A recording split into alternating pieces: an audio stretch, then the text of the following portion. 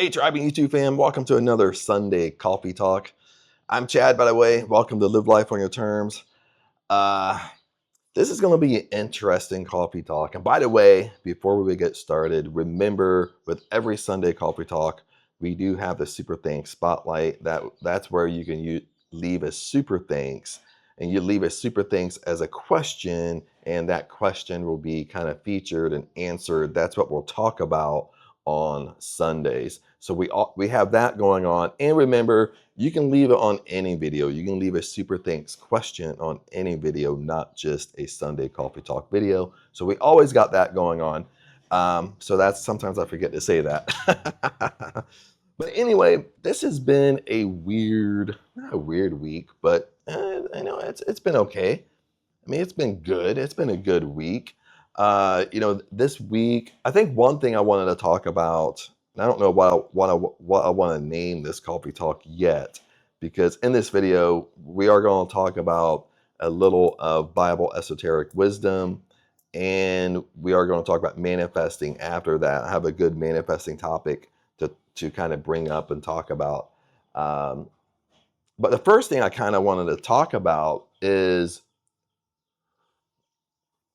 this week I kind of had on the public side of YouTube, I had, a couple videos that come out more of the Bible, more kind of an esoteric view of the Bible, almost how, really how the old school prosperity teachers taught. When you look at Neville Goddard, he taught the Bible from like more of an esoteric wisdom. Same way with Abdullah, who taught Neville. Same thing as Joseph Murphy, Thomas Troward. Usually all of the great old school prosperity teachers taught from esoteric wisdom of the Bible. They looked at the Bible more of a higher consciousness. They're not saying, see, this is the feedback I'm getting. They're not saying that the Bible stories are not true. They're not saying that. Okay, don't twist what's being said here. They're saying that the Bible's true. Their stories of the Bible are true. Okay, but there's a higher conscious meaning that we're not grasping. There's metaphors wrapped around a lot of things, or very, very deep metaphors. A lot of us, even in churches, a lot of us just read the Bible just as is, word for word on a page, and most of us are missing that meaning. Most of us are missing that higher conscious meaning maybe a passage would actually mean. And when we talk about this, I'm not saying that it's just my interpretation. Okay, I'm not saying I understand the Bible better than you do. Okay, you have your interpretation, I have mine. I am not a pastor. My YouTube channel is not a church. Okay. When we talk about, this question has come up too, when we talk about, I'm not skipping over the fact that people need to be saved. Okay. I don't say that in my videos. I just assume people understand this, but this is being pointed out. When we're saved, then we go to heaven. Yes, that's a very important factor. Okay. But for me, thinking about it, that is a very low consciousness. Makes sense. There's a higher, deeper meaning to this stuff. Okay, when we look at it at a conscious scale, once you believe in Christ, and you actually believe Christ is within you, not up in a cloud somewhere with the Care Bears. Okay, you believing in Christ, what it's supposed to really do, just in my interpretation, is actually awaken your power. Actually awaken so you remember who you really are. Meaning, who are you? You're awakened to the truth.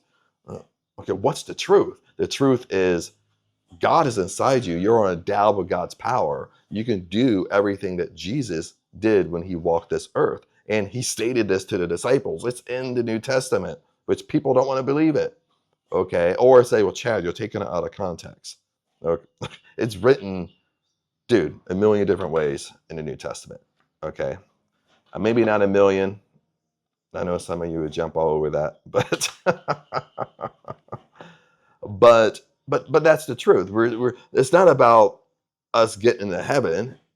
Okay, yes, it's a small piece of it, but more of it is It's supposed to awaken the truth in us that Jesus and God is inside us. We are endowed with his power. Prosperity, our heaven is on earth right now. We're supposed to have prosperity on this earth. And most people don't. Okay.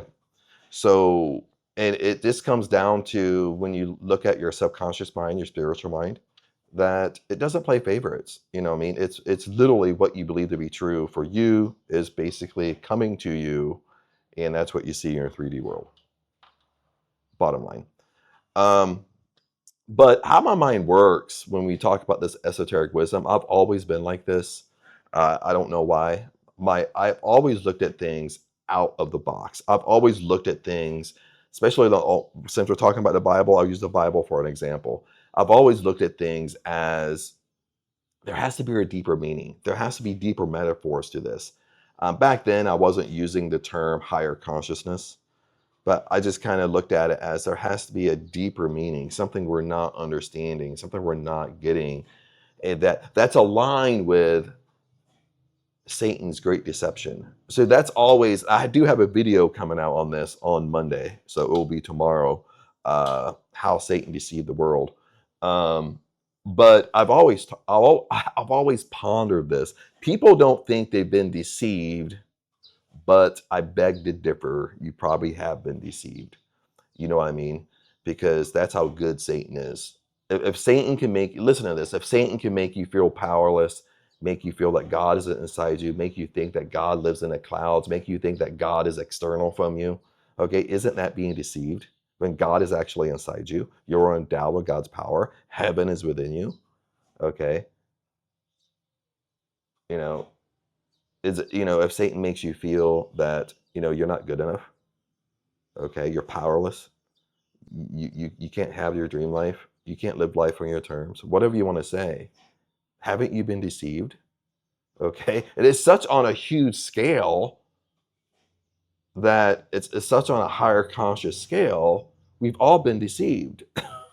We've all been deceived thinking we just have to put up with lack. Okay, and that's how my brain has always worked. Okay, and even in my beginning of my career, when I got my undergrad, when I went to college, got my undergrad, got in business and dietetics, which is nutrition. I saw the same thing when I used to work in hospitals. Okay, as a dietitian. Okay, now I'll do a really short synapse on it because I know YouTube don't like this kind of stuff. But when you talk about disease, isn't it kind of funny and weird? They compartmentalize all diseases. Okay, okay, they separate everything like it's a separate entity, but it's not really a separate entity. Everything works in unison because when you look at consciousness, higher consciousness, we're all connected. All of us are connected somehow on the conscious scale of things. Okay, now when we look at disease, everything is connected because all of our body systems are connected. Okay, if you have cardiovascular problems, you're going to have other issues down the road because your cardiovascular system is connected to your lymphatic system. You know what I mean? You're going to start having lymphatic system issues or digestive issues and whatnot because all your body systems, it works in unison together. Okay, it's not compartmentalized. It's not just like this over here, this over here, this over here. And this is what causes mass confusion. Nothing is connected. Now, I'm not saying that do they do this on purpose? I have no clue. I don't want to go down that rabbit hole. But that's how my brain works. You know what I mean? And to give you kind of an example how my brain works, this might, of how things are connected in the Bible. And the Bible don't go into great detail of this. If you actually go back and you go back to Genesis in the Bible, and let's take, for example, the Bible and Greek mythology. Okay.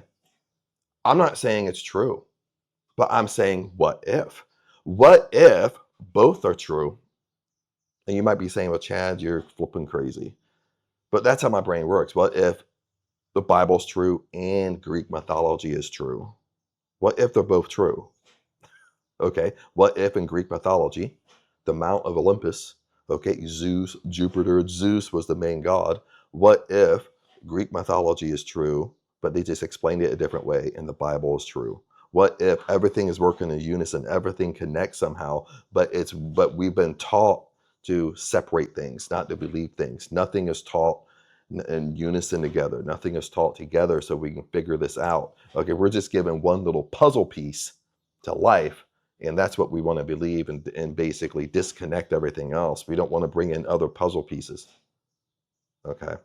So let me give you an example. And again, I'm not saying it's true. This is just an example.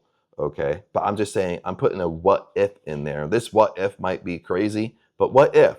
If you take the Bible and Genesis and you take Greek mythology, Zeus and Jupiter that at one time descended to this earth and roamed the earth. Okay. Listen, but in the Bible and Genesis, it doesn't go in great detail. Genesis in the Old Testament talks about fallen angels. Okay. What if Greek mythology, Zeus was a fallen angel that the Bible talks about? Okay, what if there was Nephilim from Genesis? Nephilim, you don't know what Nephilim are. Nephilim are giants that roamed the earth.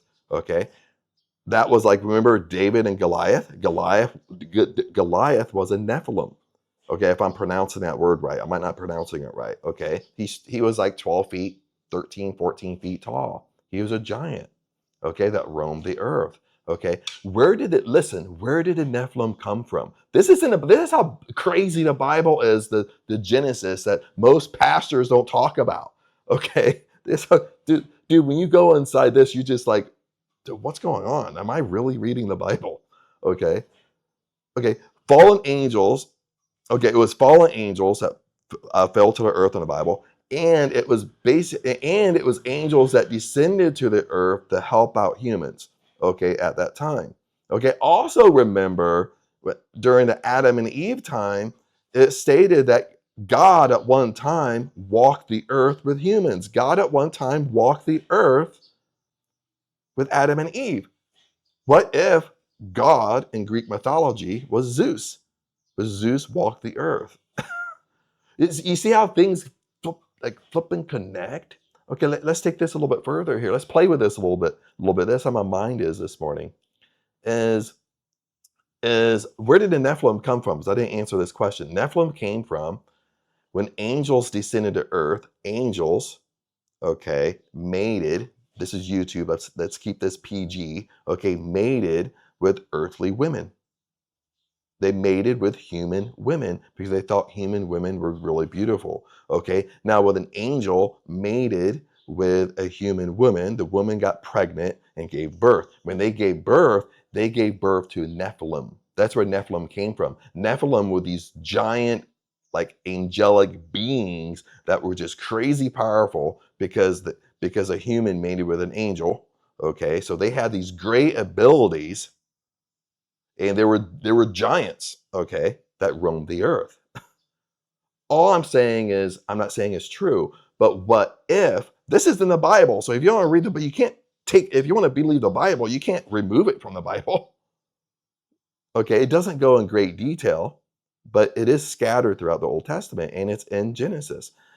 So all I'm saying is, what if the Nephilim that roamed the earth was actually Greek mythology when they talked about Zeus and Jupiter, and I don't know all their other god names? Okay, what if they were both true? They're both true. They're both the same thing, but it's just explained differently. Okay, it connects. I mean, as I explain it right here, it flipping connects. I'm not saying it's true. I'm just saying it connects. Then if we take it a step further on a higher conscious scale, you see when God flooded the earth, if you want to believe in a flood, and I do believe in a flood, there's a lot of archaeological evidence that a flood actually really happened. When you really dive into archaeology, if I could say archaeologically, really like super word here in the morning on Sunday.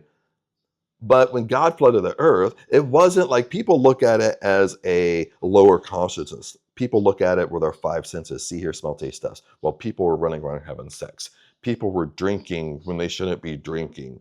People were alcoholics. They didn't believe in God. But what if, yes, it was that, but what if it was more of a higher consciousness? It was more of a consciousness cleansing, the reason why he flooded the earth. The reason why he flooded the earth is because, listen to this, the reason why he flooded the earth is because there was Nephilim, fallen angels, and Nephilim roaming the earth. which would connect it to Greek mythology. Okay, that was the Great Flood to get rid of the Nephilim, to get rid of these giants and these angelic beings that roamed the earth. And they used their powers for evil, they used their powers for bad.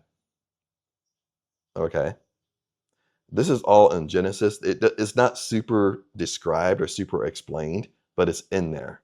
Okay, so it did exist at one point, it just doesn't go super deep. But all I'm saying is when you start connecting different cultures, because I love to travel, right now I live in Thailand. When you start connecting different cultures, you start seeing a different puzzle piece to things where like I'm not basically throwing what I know away. I'm actually sitting here saying, well, how does this puzzle piece over here, how does it fit in over here? Because what if both are true? How would it fit into the grand scheme of things, the grand scheme of design? You see what I'm saying? Now, with that example, I'm not saying it's true. Okay, I just kind of made that up off the top of my head when I did this coffee talk because that's how my brain works. But I'm just saying, like, we have to look at things at a deeper scale. Okay, and even with manifesting a success, and we have to look at things differently. Okay, the powers that we have inside us. That's all I'm saying. Okay. But at this point, we did this crazy talk. Let's kind of move over to the second half of this and talk about manifesting and success and talk about what I really want to share with you also. Now, I wrote this down for you just in case I wouldn't forget. Is with manifesting, with what you want. You want your dream car, your dream life. You want to live life on your terms, live life unapologetically on your terms. Okay, when we talk about manifesting, this is a question I have for you. Is Are you waiting for the sign? Listen, are you waiting for the sign? Or are you the sign? Listen to this. Are you waiting for the sign? Are you waiting for what you want to happen? Are you waiting to live life on your terms? Or are you the sign? Or are you right now, you have what you want? Okay, right now you live life on your terms. Okay, which one? Because because it's one or the other. Bottom line. I repeat it one more time because I love this. So I really want to make you think. Maybe you're saying, Chad, I already made up my mind, but I'm gonna repeat it anyway. Are you waiting for the sign? Okay, you waiting for something, or just, Lord, just give me a sign that this is gonna come to me. Or are you the sign? Let's talk about this for a second, a couple minutes, not a second, but a couple minutes, and we'll wrap this up. You see, like when we're waiting, one of the things is, especially if you follow Never Goddard, you love Never Goddard, you love living the end. But this is kind of the dogma of it: is that if you're waiting for the sign, you're waiting for something to happen. Okay, you're looking for the how. Well, that contradicts you living the end. You're not living in the end. You're not acting as if. Okay, this is what I'm saying. Like most of you guys, you understand this stuff conceptually. Okay, you understand it to maybe throw out debates and stuff like that to try to discredit whatever or try to prove your point, but you're still not getting results in your life. Okay, what you want is not coming. Okay, and of course everything has an incubation period. It depends on how large a thing you want. Okay, it's going to have an incubation period. Okay, there's going to be some type of time lapse to that, and we don't know the incubation period. But but the thing stands is if you're waiting for a sign, you're waiting for something to happen. You're waking up and you're looking for the how. It's the same thing. You're looking up. Maybe you might say you're not looking for the how, Chad, but when you wake up, you already have that feeling of it didn't come today. Okay, that's you waiting. That's you waiting for a sign, waiting for just give me a sign something's going to happen. Give me a sign I'm headed in the right path. Okay, that's you not living in the end. If you follow Never Goddard, if you love Never Goddard, you're totally not living in the end because what's living in the end? Living in the end is the second half of this question I asked you. Living in the end is you are the sign. Okay, when you are the sign, you already have what you want. So when you wake up, you organically wake up. Your mind doesn't go to the how. Your mind doesn't go to it didn't happen today. Okay. Your mind isn't searching because you already have exactly what you want. That's actually living in the end. Living in the end, you carry yourself how you would carry yourself if you have exactly what you want. Okay. The confusion is that some of the questions pop back to me is, well, Chad, I don't know how to live in the end. Chad, I don't know how to, I never had my dream car, so I don't know how I would act if I had my dream car. I never lived in my dream house, so I don't know how I would act that to if I had lived in my dream house. You know what I mean? Another question is, well, Chad, I've never been a multimillionaire. I've never been a millionaire. I've never even made $500,000 a year. I've never even made a couple of $100,000 a year. So I don't know how I would act if if I was a millionaire. Okay. But I mean, these are all great questions, and these are all beginner questions. Okay. And I say you can be a beginner for years because you're in and out of this material. Okay. It's about you stay in a fire. Okay. That's what be still and know that I am God. Okay. Is all about. If I remember, I'll link that video down below. It's a great video I did. I'll put it in the description for you to check out. Okay. Um, when you don't know how to do something, it just means you haven't hung in there long enough. You haven't figured it out. Okay. You're not, you're going about this stuff. You're going about the manifesting world. You're going about it like a 3-day manifesting technique. But Chad, I did this for 3 days and nothing's happening. Okay. What people are not telling you, you have to understand this. You follow other people on YouTube. Maybe it's a good channel. Maybe it's not. Maybe they're new to this stuff. Okay. But what they're not telling you is this is a lifestyle. This is a lifestyle shift. Lifestyle. This is a 3-day manifesting technique. Okay. You want to live life on your terms. And what's meant by that is you have everything you want. No matter what you want, you know you're going to get it. You live life on your terms, unapologetically on your terms. Well, this is a lifestyle shift. Okay. When I take this question I asked you, this question honestly is all about identity. It's all about identity. What's identity? Okay, how do you shift your identity? You have to come to terms with this is a lifestyle.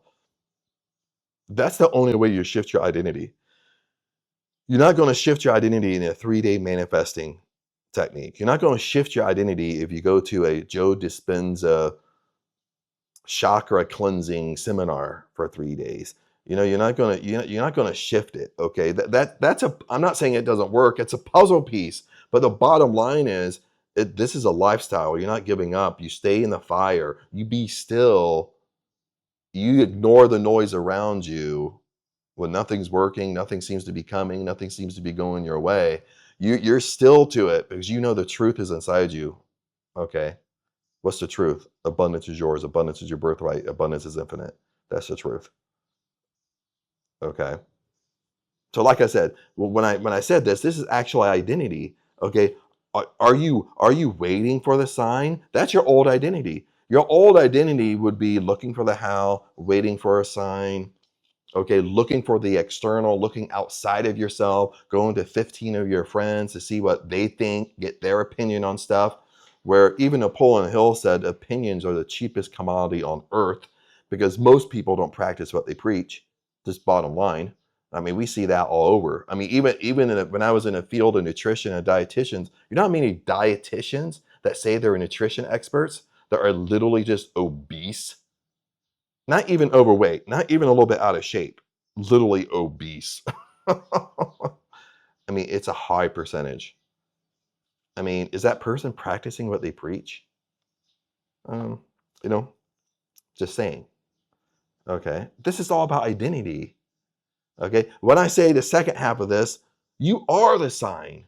You are it right now. When you choose to be it, you are the sign because that's your successful version of you. That's your successful identity you're trying to achieve.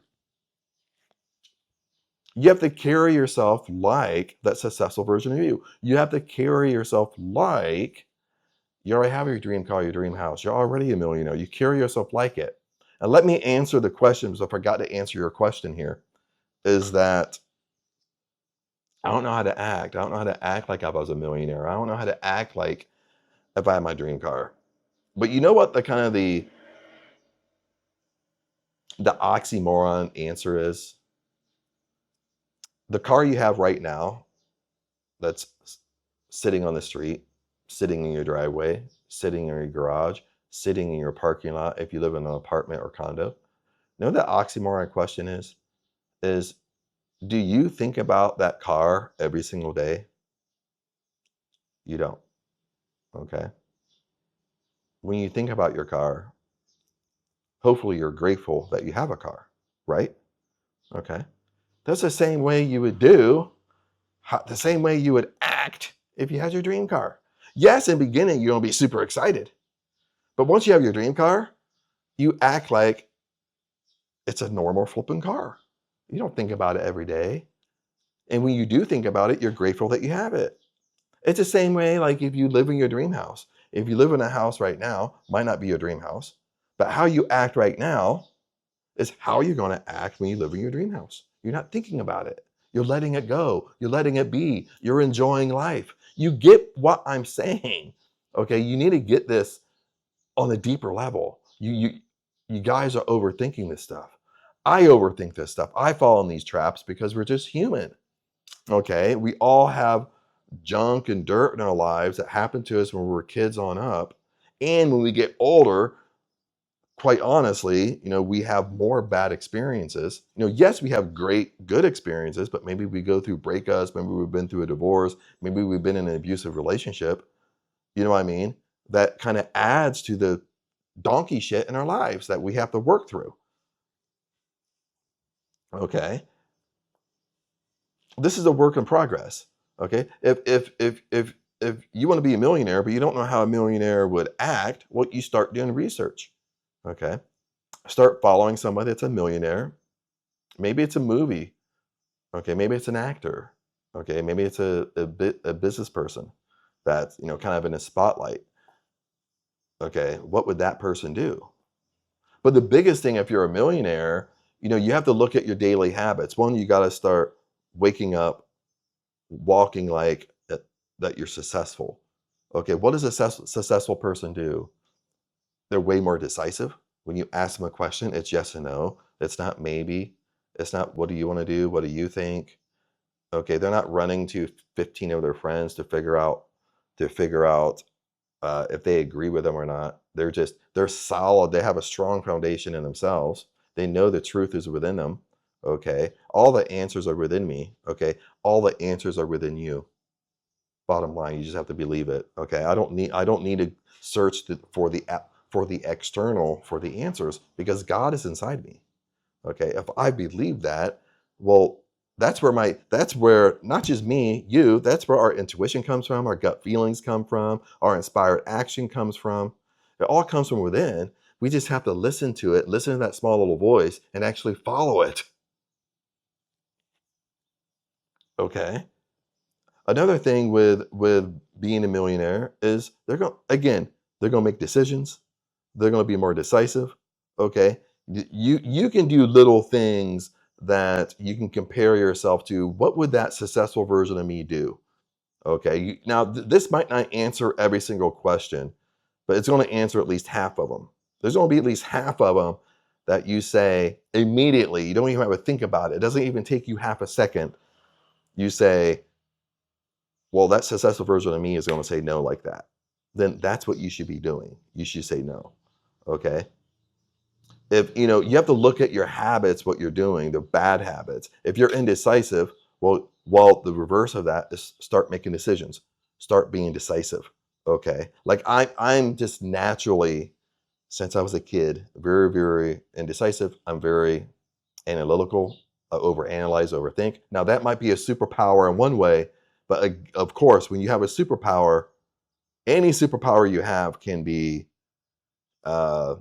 if you don't control it, it can be a detrimental to your life as well. Okay. So all of our skills we have, there's a good side and bad side to it. We just have to learn how to control it. So when you talk about being indecisive, overanalyzing, whatever, dude, that's me, baby. That's me. And I do this stuff all the time. is when someone asks me a question, asks me a question, hey, you want to go out to eat? It's yes or no. Hey, what do you want to eat? Me knowing what I want to eat, not always saying, oh, whatever you want. You know what I mean? You practice with small things because you'll get better with bigger things. Okay. And that's what you stay aware of. You practice with small and you'll get better at bigger. Another thing that popped in my mind I want to share with you really fast is, before we wrap up, because it's popped in, I don't want to forget about it, is I want you to take a look at, and I'll write this down, is dwelling in the end, because I'll link that in the description. Okay, it's dwelling within. Okay, this is a video I did. This goes really deep on living in the end, how to live in the end. And it comes from, I think, The Law and the Promise by Neville Goddard. And Neville Goddard gives an example in there by one of his, I want to say one of his clients.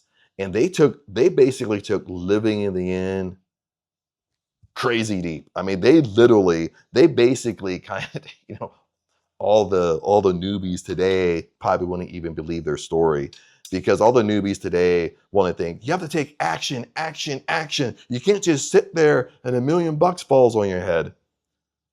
This video, Dwelling Within, actually goes against that. Okay. They took living in the end to the extreme, to they took living in the end like, I don't have to do anything. Okay. If it contradicts me living in the end, any action contradicts me actually having it, I don't do it. That's how extreme they did. And it's an excellent story. It's an excellent example Neville Goddard gives. I'll link it in the description for you to check out. And that's really your homework here. If you really want to try to figure this stuff out, check out this video, because that's how we live in the end. Living in the end is anything that contradicts any habit you're doing, any thought that you have contradicts you having your dream house, you being a millionaire. You don't do it, period. Okay, you know what I mean? And the biggest thing with that, you're going to have intuition or gut feelings to do something that either leads you directly there, or it leads you to a puzzle piece. Once you get there, you get that puzzle piece, and you have another intuitive action to actually do as well. Okay. But that's an excellent video. I don't want to ruin it for you. I really want you to check it out if you lasted this long in this video. And I'll put it in the description again. And quite honestly, this is probably what I'll start doing, getting in better habits in my videos as well, because my channel is getting bigger and bigger and bigger, especially on the public side. It's getting built up slowly on the tribe side. So if you want to be part of the tribe, the link is in the description as well. Because I have such great videos out there that I really explain certain things, and that way, if someone has a question, I might just link a video for you to watch rather than me answer your question. Unless you're a tribe member, I answer all tribe member questions and stuff like that. Sometimes I answer them in detail. Take time to do that stuff. But that's probably what I'm going to start doing more and more of, is just, because you have to do the homework. I can't do the work for you. This is what you have to understand. Okay. You have to do the work. Okay. Not Chad. Okay. If you're kind of flipping everything to Chad, well, okay, more things come into my life because it's working for me, but it's not working for you. You're not figuring this stuff out because you're not doing the work. You're being lazy. Okay. You're not doing these, you're not doing these different techniques. You're not staying in the game. You're not staying in the fire long enough until you can figure this stuff out, and so until it starts working for you. And that's what Neville Goddard said when we wrap this up. Neville Goddard said that he's never seen the law of assumption fail. If you want to call this stuff law of assumption, no matter whatever you want to call it, he's never seen it fail in his whole career. And he even worked with Abdullah in the beginning of his career. He's never seen it fail when he's seen Abdullah also. He's never seen it fail. He's never seen nobody get what they want. He's never seen it. But he did say the only way you don't get what you want is actually you give up and you throw in the towel. But as long as you hang in there, you'll always get what you want. Because he knew, he kind of knew the deeper secret to this. He knew that if you hang in there long enough, eventually a couple of things are going to happen. Eventually you're going to let it go. You're going to stop being obsessed over it. You're going to stop overthinking it. You're going to stop searching for the how, and you're just going to let it be. Once that happens, it comes to you. The second thing he knew is that he knew you hang in there long enough, especially if it's a huge intention, he knew that, over here is your old identity. He knew eventually you're going to burn that old identity and you're going to come over here to your new identity, that most successful version of you. And once that happens, things are going to be attracted to you like flies on shit. Bottom line. Okay, you know what I mean? Things are going to come to you so fast that you're just out of the blue, out of the air.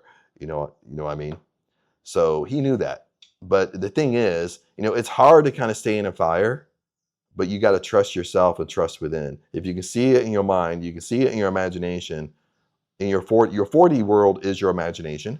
If you can see it, you can have it. Bottom line. You can see it, you can be it.